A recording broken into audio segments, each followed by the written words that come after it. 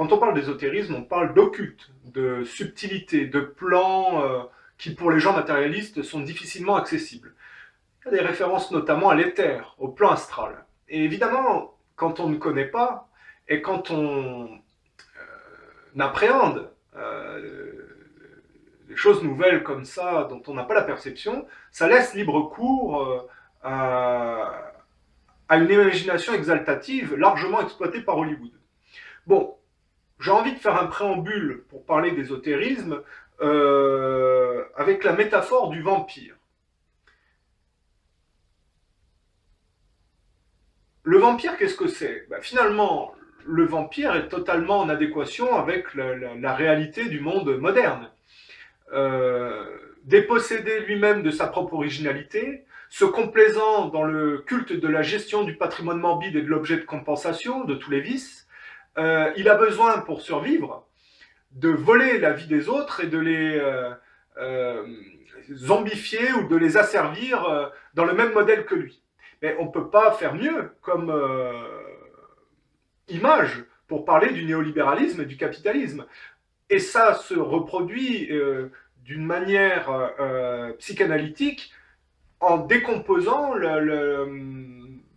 les caractéristiques des gens, notamment aujourd'hui.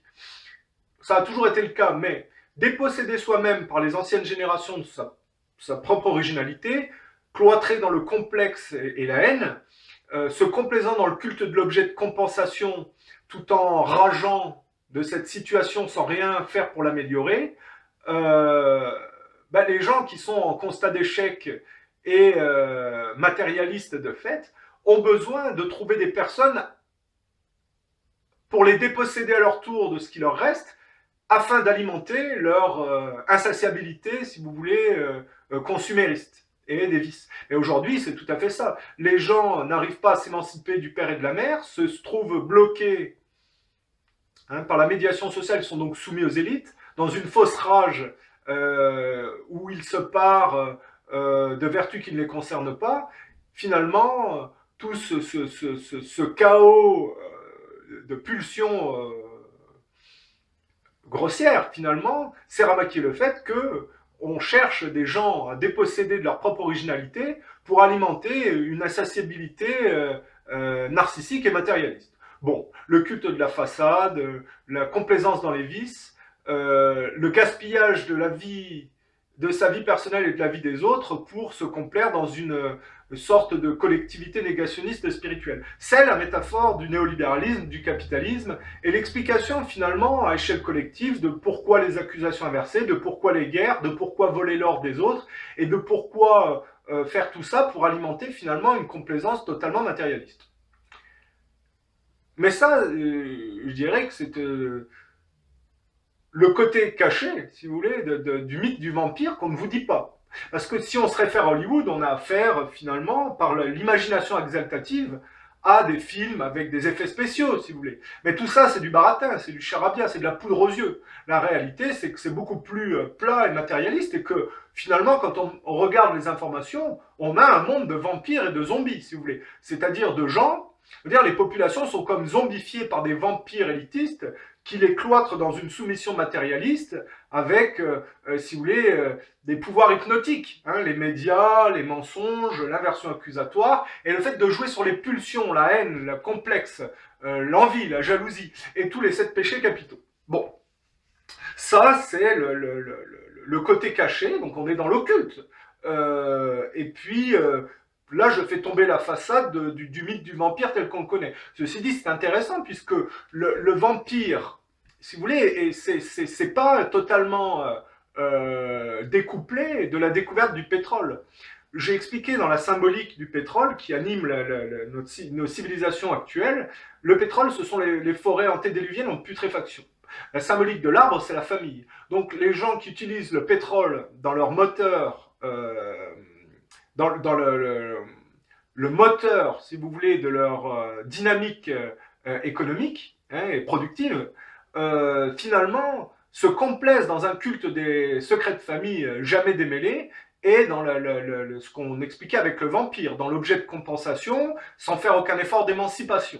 Donc on voit bien que le pétrole, plus le nucléaire, dont la symbolique a déjà été découverte, puisque j'ai expliqué que quand on décompose ce que c'est que le nucléaire, on a un atome fissuré par d'autres molécules pour produire une énergie conséquente, mais éphémère et dégradante. Ça aussi, c'est la métaphore du néolibéralisme qui voit des coalitions de pays fracturer un pays qui n'est pas totalement aussi soumis qu'eux à la dette pour piquer les ressources naturelles et alimenter leur insaciabilité, si vous voulez, consumériste. Et ne laisser que la pollution et des zombies, si vous voulez. Hein. Donc on voit bien que là, on a la réalité cadre tout à fait avec le mythe du vampire qu'Hollywood, si vous voulez, maquille derrière de la poudre aux yeux des effets spéciaux, mais qui sont tout à fait en corrélation avec la réalité du monde actuel.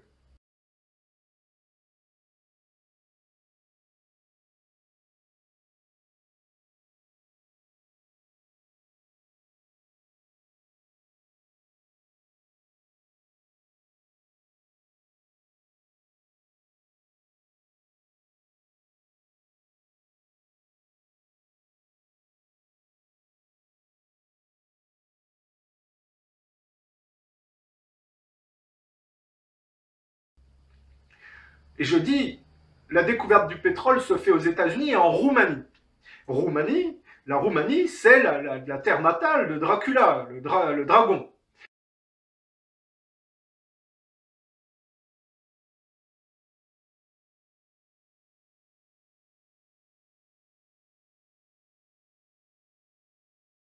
Alors Dracula n'est pas un vampire avec des dents crochues qui suçait le sang de ses victimes. Dracula est un personnage qui a existé, qui à l'époque où l'Europe de l'Est, l'Europe centrale était en proie à des invasions, notamment du côté ottoman, produisait des nobles qui étaient censés être dans des avant-postes de défense de territoire. Et à cet égard, notamment, il faudrait vérifier, hein, je crois que c'est du côté orthodoxe, le comte roumain dont on parle et dont les Turcs lui donneront le surnom de Dracula, c'est-à-dire le dragon, pour chasser les Ottomans, pour les battre, si vous voulez. Il utilisait des procédés qui consistaient à mettre en scène de manière morbide des champs de bataille pour effrayer l'adversaire. Parce que vous savez quand même que dans l'histoire, les Turcs, hein, les Ottomans, ce qui donnera les Turcs tels qu'on les connaît même aujourd'hui, hein, si vous regardez, il y a toujours eu une réputation de guerriers, de soldats violents, extrêmement sanguinaires et comment dire, sans morale, sans foi ni loi. Évidemment, pour opposer à cette réalité des armées ottomanes, de cette réalité violente des armées ottomanes, ce comte roumain a joué sur la surviolence.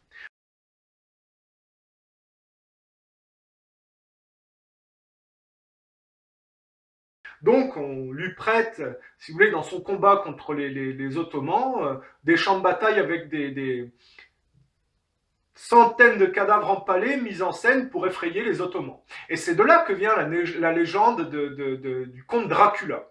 Bon, alors ça donnera le délire qu'on voit à Hollywood, si vous voulez, mais les origines du comte Dracula en Roumanie, si vous voulez, remontent à cette époque de conflit. Il faudrait situer un peu cette période-là, entre les orthodoxes et puis les Ottomans, où il y avait...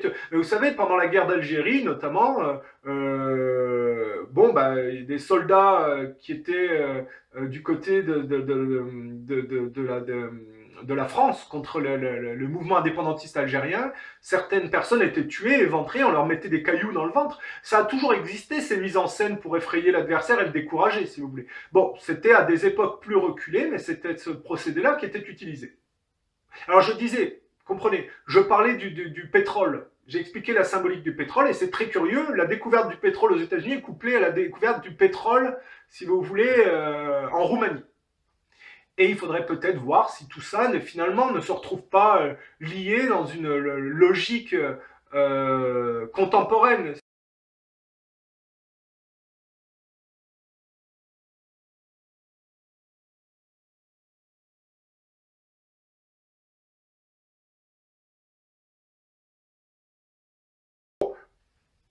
Quand on parle d'ésotérisme de manière sérieuse, on se rend compte que le mythe du vampire peut avoir une autre origine, c'est-à-dire que toutes les pulsions que vous avez, tout ce qui est grossier, tout ce qui est la complaisance dans le vice, se manifeste sur un plan subtil qu'on n'a pas l'habitude d'apprendre, qui est le plan astral, et s'y imprègne. Et quand on se penche donc sur ce mythe du vampire, d'un point de vue ésotérique, il apparaît que dans les temps anciens,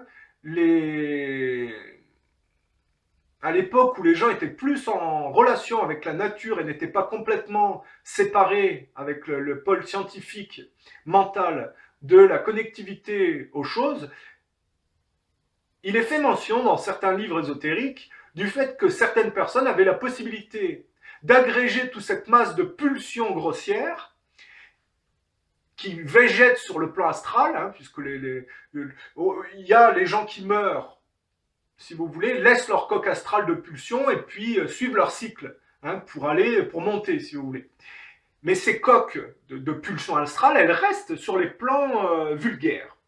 Et il apparaît que certaines personnes étaient en capacité de contrôler ces coques de pulsion morbides, violentes, sexuelles, de grossières, si vous voulez, et de les cantonner à un cadavre. Ce qui fait que le mythe du zombie et du vampire peut prendre sa source dans le fait que, dans le temps, ce genre de procédé totalement répugnant, qui consistait à prendre les pulsions du plan astral les plus vulgaires et de les mettre dans un cadavre, produisait des êtres qui n'étaient pas des personnes, mais si vous voulez, des entités mues de pulsions extrêmement agressives et violentes. Alors, c'est quand même un prodige de pouvoir animer un corps, si vous voulez, sans âme, et de le faire se mouvoir uniquement sous l'impulsion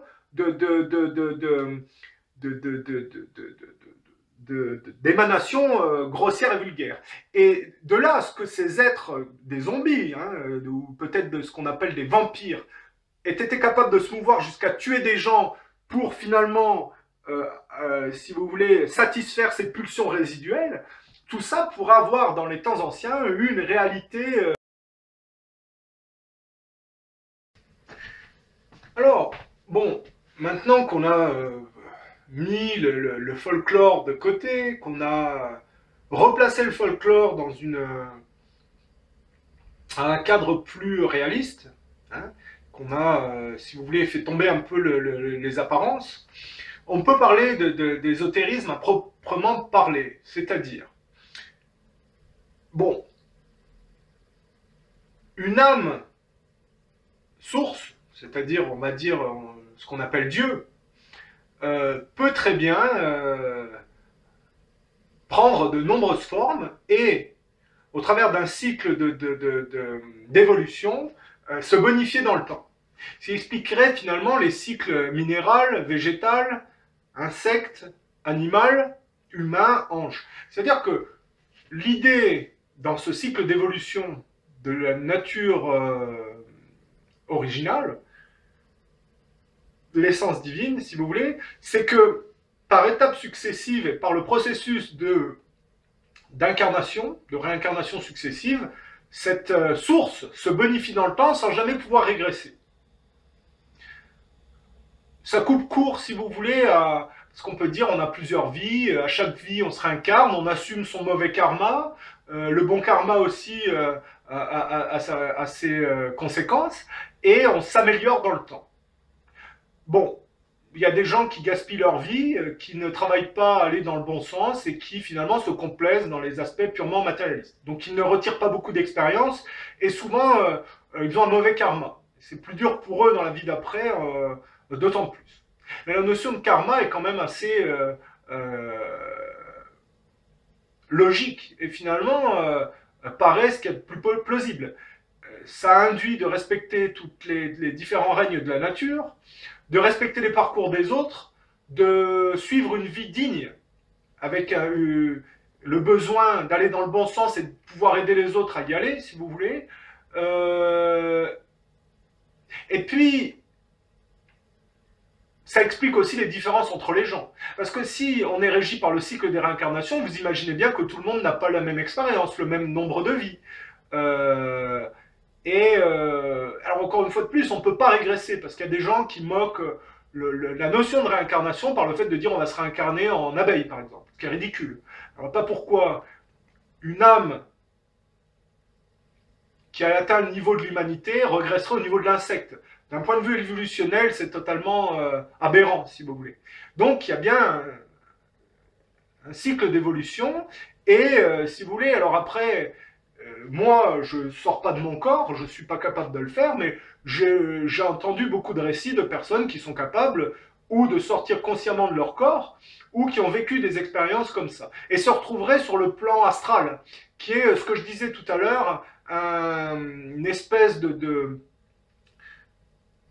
tissu qui s'imprègne des pulsions des gens. Mais il n'y a pas que ça. Et bon, le plan astral est probablement pas le plan le plus subtil qui soit. Il y a d'autres plans. Et progressivement, je crois qu'après la mort, bon, on perd son corps physique, mais on se sépare des pulsions grossières pour finalement retourner à l'âme source, se nettoyer, faire le bilan, plus négatif, hein, et finalement se réincarner pour continuer le cycle de bonification. Bon, moi c'est comme ça que j'envisage les choses, puis ça me paraît logique et ça paraît donner un sens. Imaginez que ce ne soit pas ça, je pense que c'est tout à fait, cette histoire de réincarnation, de karma, un excellent vecteur de vie en communauté et de direction. Parce que quand on suit ces principes, finalement, la vie a un sens, et un sens positif. Donc de toute façon, c'est positif de voir les choses comme ça. Alors je dirais que moi, je ne crois pas au diable. Je crois que si des gens sont matérialistes et réfractaires à ce processus de bonification, c'est parce que dans le chaos des confrontations entre les différentes entités, eh bien, les complexes et puis le renfermement et les haines maintiennent les gens sur les plans les plus matérialistes. Donc, c'est un phénomène naturel de choc qui crée finalement un traumatisme, et ce traumatisme engendre un renfoncement, un blocage, une haine des complexes et un négationnisme. Surtout, le négationnisme vient du rapport intergénérationnel et de la difficulté d'admettre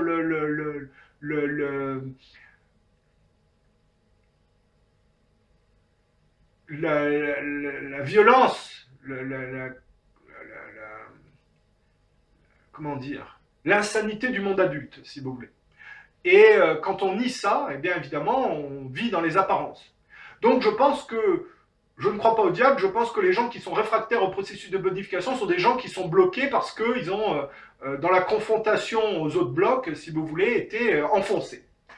Et parfois, les confrontations intergénérationnelles sont violentes, et il est très difficile de les affronter de face. Et puis le psychisme est fait que certaines personnes sont fragiles, n'ont pas la puissance émancipatrice, et préfèrent végéter dans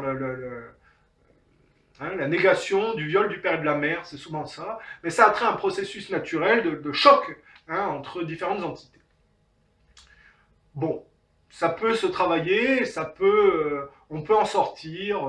L'homosexualité n'est pas une fatalité, on peut en sortir, mais après, si on n'y arrive pas, il faut bien vivre avec, si vous voulez, et assumer. Bon, c'est ainsi. Pour les gens qui ne sont pas bloqués, qui ne sont pas dans le traumatisme et le négationnisme du viol du père et de la mère, le processus Alors on peut même être homosexuel et conscient de tout ça, et malgré le fait d'être bloqué, réussir, si vous voulez,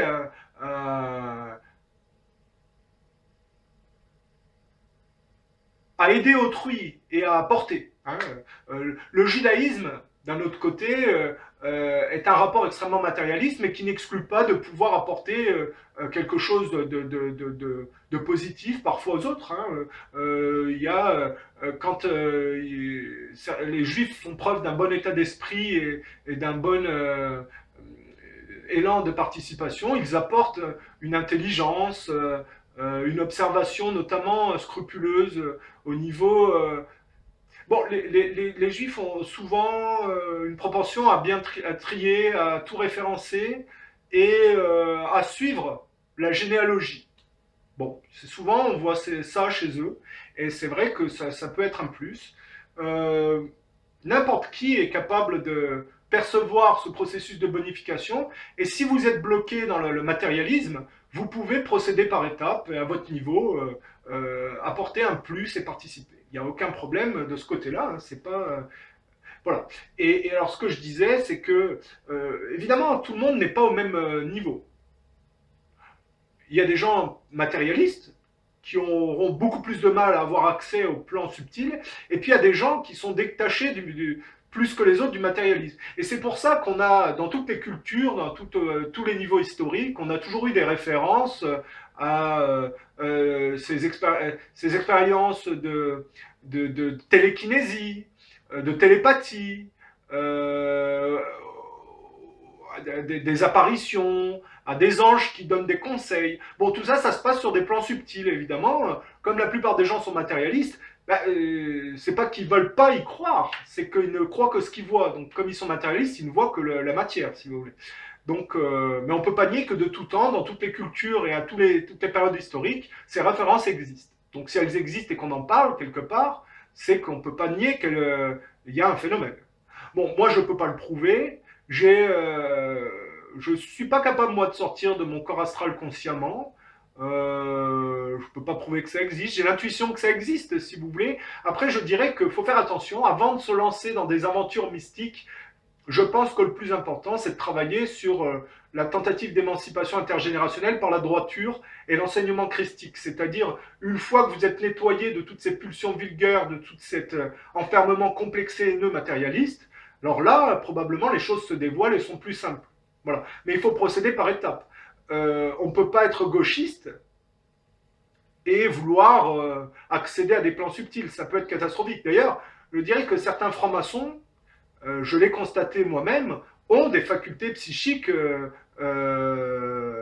développées. Malheureusement, il n'y a pas la maturité qui va avec. Et ça peut être catastrophique. Ça peut être catastrophique. Il y a des gens extrêmement intelligents qui n'ont pas le courage émancipateur, qui ont accès à des choses subtiles et qui s'en servent de la mauvaise manière. Donc, la sagesse et la maturité imposent de se nettoyer avant de tenter toute expérience qui vous apporterait des pouvoirs occultes, qui vous apporterait un avantage par rapport aux autres, mais sans la maturité, ça peut être catastrophique. C'est comme les gens extrêmement intelligents qui développent des courants scientifiques, mais qui sont complexés, et qui vont se servir de ces courants scientifiques pour essayer de se venger ou de prendre le dessus, alors qu'ils n'ont pas la virilité de le faire dans la réalité. Bon. C'est là qu'on voit que l'intelligence devrait être couplée au courage et qu'on devrait avoir plus d'écoles, de travail sur son enfance, son adolescence et de nettoyage d'un passé qui, par le complexe induit et la velléité de vengeance qui est tant promue par Hollywood notamment, apporte des catastrophes au niveau du comportement social. Hein. Et donc, l'ésotérisme peut avoir de l'attrait, mais il faut savoir que sans la maturité pour l'appréhender correctement, c'est sauter les étapes. Voilà. Je pense que l'occulte, l'ésotérisme, ne se dévoile qu'aux gens qui ont la maturité, la sagesse pour l'appréhender de la bonne manière. Et je conseille donc on peut s'intéresser à tout ce qui est côté caché des choses. Mais il ne faut pas oublier le plus important,